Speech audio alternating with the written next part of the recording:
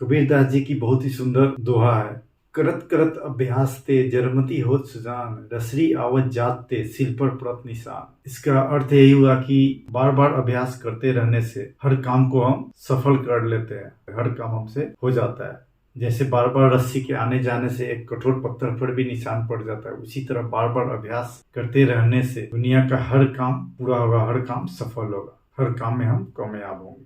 तो दोस्तों आइए आज हम आप सभी के सामने एक life changing motivational story share कर रहा हूँ, जिसमें अभ्यास के महत्व को दर्शाया गया है। कैसे अभ्यास करने से शुरू में दिखने वाला पहाड़ जैसा बड़ा सा काम भी बाद में हमारे सामने एक छोटा बौना सा काम साबित होता है। तो मैं ज्यादा देरी न करते हुए कहानी की ओर चलता हूँ। प्राचीन समय की बात है। प्राचीन समय में बहुत से विद्यार्थी गुरुकुल में ही रहकर पढ़ा करते थे। बच्चों को शिक्षा ग्रहण करने के लिए उन्हें गुरुकुल में ही भेज दिया जाता था और बच्चे वहीं रहकर गुरुकुल का हर काम करना पड़ता था और खुद अपने हाथों से करना पड़ता था। इस तरह बच्चे हर क्षेत्र में पढ़ाई के साथ साथ अपने दैनिक कार्यों के सर्वगुण संपन्न हो जाते थे।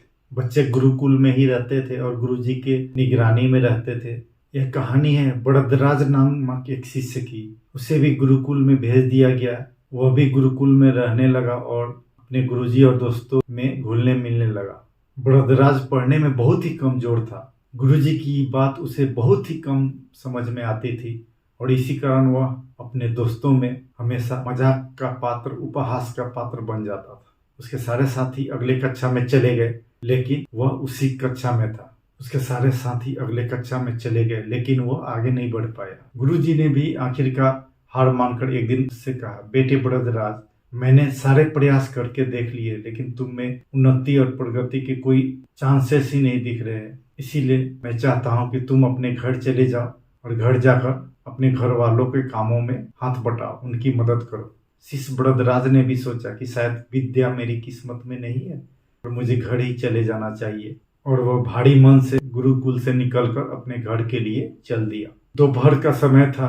रास्ते में उसे प्यास लगने लगी तो वह पानी पीने के लिए इधर उधर देखने लगा। पानी की तलाश में वह अपने नजरों को इधर उधर घुमाने लगा कि कहीं पानी दिख जाए तो मैं पानी पीकर अपने प्यास को बुझाऊं।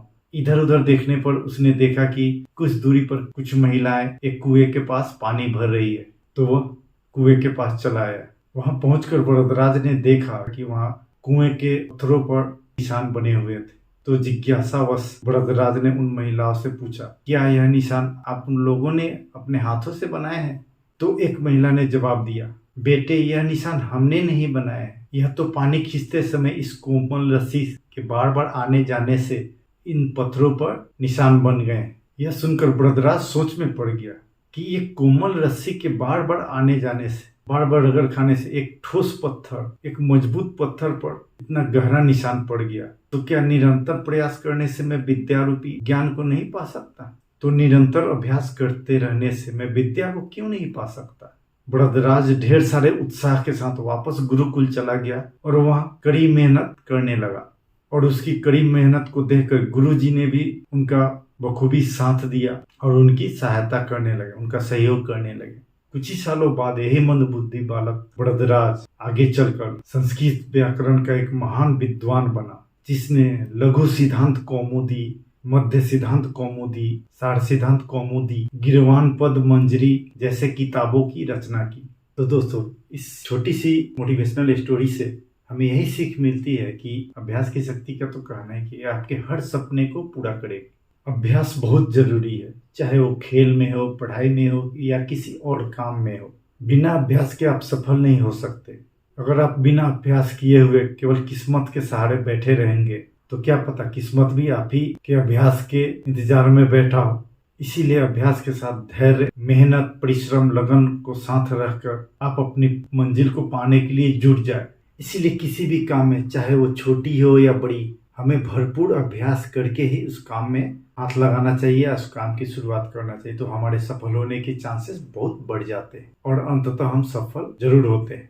ऊपर वाले की कृपा, अपनों का प्यार और आप सभी के साथ और सपोर्ट के साथ अंत में फिर से मैं यही कहना चाहूंगा, तू कर्म करता चल, फल की चिंता ना कर, क्योंकि संघर्ष जरूर सफल होगा, वो आज नहीं तो कल होगा। इसी तरह की और भी मोटिवेशनल वीडियो के साथ जल्द ही मिलते हैं अगले अंक में। जय हिंद।